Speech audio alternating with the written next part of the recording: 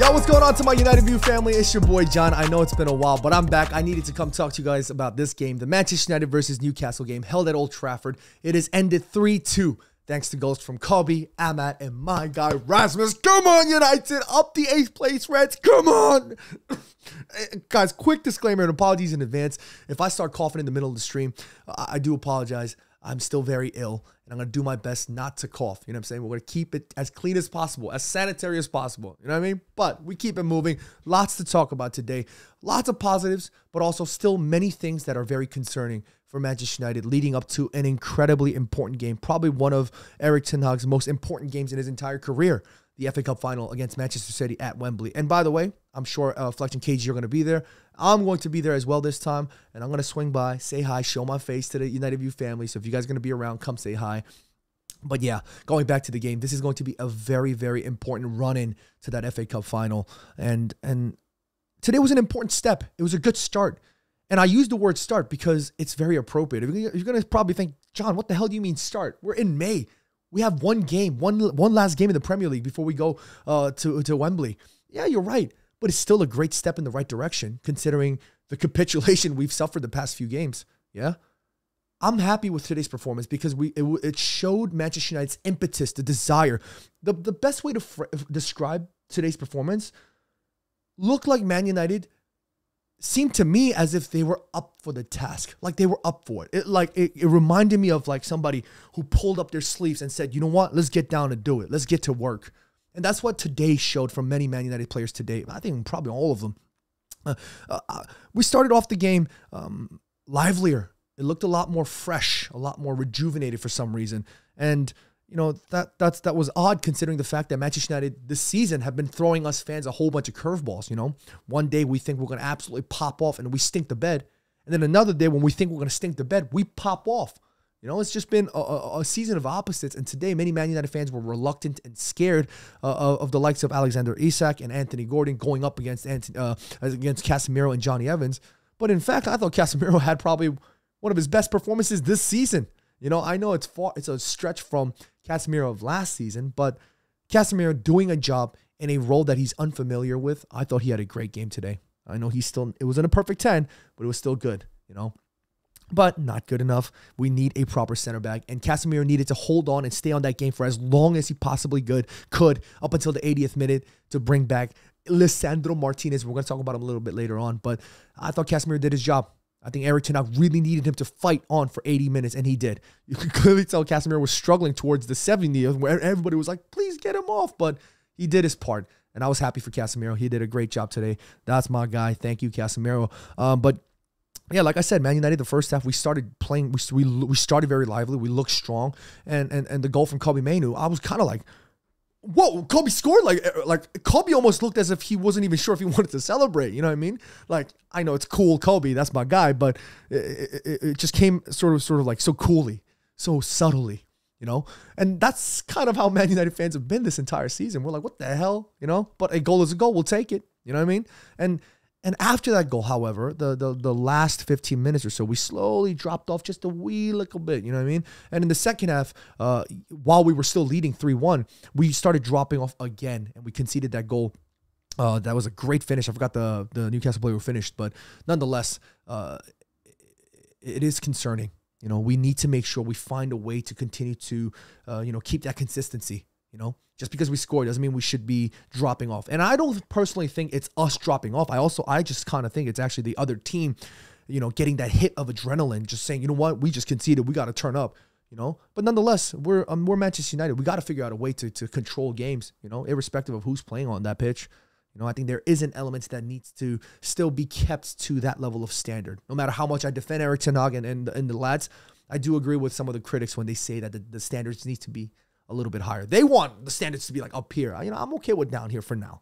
You know, but anyways, moving on to the second half, let's talk a little bit about Amad Diallo, because I thought Amad Diallo had a fantastic game.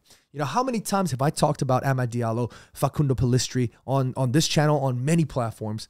You know, I've been criticized so many times because I always told people that I preferred young players who prioritize efficiency, keeping things simple and tidy.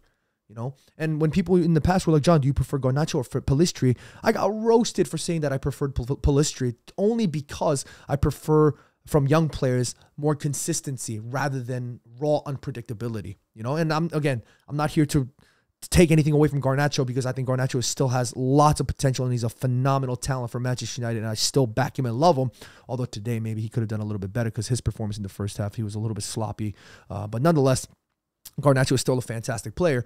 But my preference when it comes to academy players or young players in general is that I want to see a little bit of consistency. And the reason why I say that is because usually when academy players come up from the reserves into the senior level, into the Premier League, they're going from playing against players of their or similar age and frame and stature and all this to going up against men. I don't care what Premier League team you're playing against. When you go up against men, it's a different story, you know? And that's why I want to see academy players when it comes to their ability. Do they have what it takes to at least keep up from a physical aspect? Can they run can they keep up in terms of pace, in terms of strength, in terms of the tempo of the Premier League? And many Man United academy players show that, but they seem to fall off at times, and it's not an easy thing to do. But the likes of Amad Diallo, who obviously shined when he was playing for Sunderland in the Championship ain't the same as Prem, but many Man United fans saw his performance and saw his potential and wanted him to start as soon as he was available for selection after returning from injury back in January. But Erik ten Hag seemed reluctant, took his time with Amad Diallo, and many Man United fans criticized Erik ten Hag for that. And I understand Erik ten Hag's decision, and I backed him. But at this point, with Amad playing the way he's playing, he can't be dropped. He has to start ahead of Antony. He's so impactful. He's so incredible, and his influence as a young lad is great. You know, I don't think I'm here to criticize Antony just like that, but I do think that at this point in time, Antony has Amad Diallo has almost forced his hand upon us and upon Erik ten Hag in a positive way to say, look, Gaff, I'm ready to start. Look, Gaffer, I'm ready to start. You know, and I think Amad Diallo deserves his start. I talked about simplicity and keeping things simple. Today, that was exactly it. Rasmus Højlund. Today, Gary Neville interviewed our guy Andy Cole on Stick to Football. And one of his questions that he asked was, Andy, do you have any suggestions or advice for Rasmus? And he was like, look, one of the things he can maybe do is stop being, so overly reliant on the physical aspect of his game. Rasmus is always trying to, beat defenders physically, keep them exhausted, push them for pound muscle and then try to beat them, And today you saw exactly that. Something different. Rasmus decided to peel off the center back and he tucked, almost kind of like what Waza always used to do. He came off the defender, slotted into a pocket of space, moved into the passer, received the ball, and then he turned and realized, oh shoot, I got space. So what did he decide to do? And Rasmus is a big boy and he's a fast guy for a big boy. He took the ball and he drove. And then he slotted the ball with his weak foot. You guys know, I don't care what anybody says.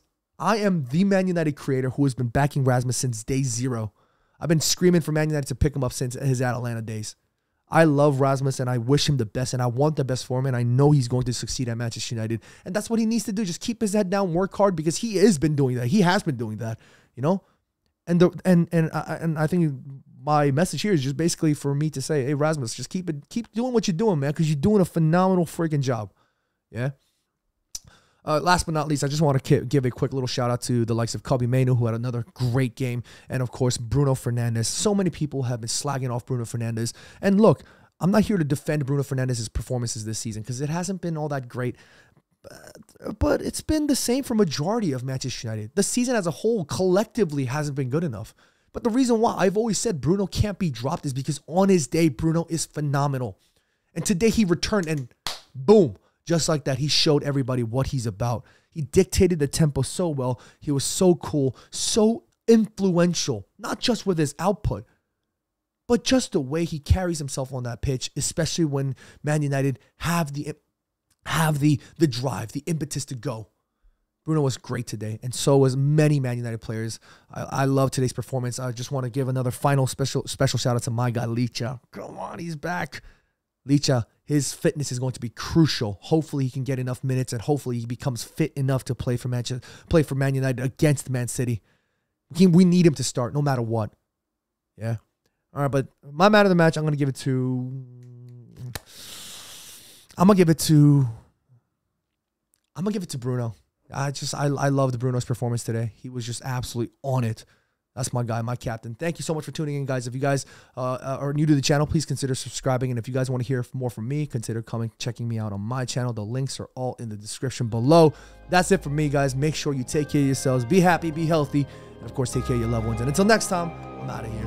Peace.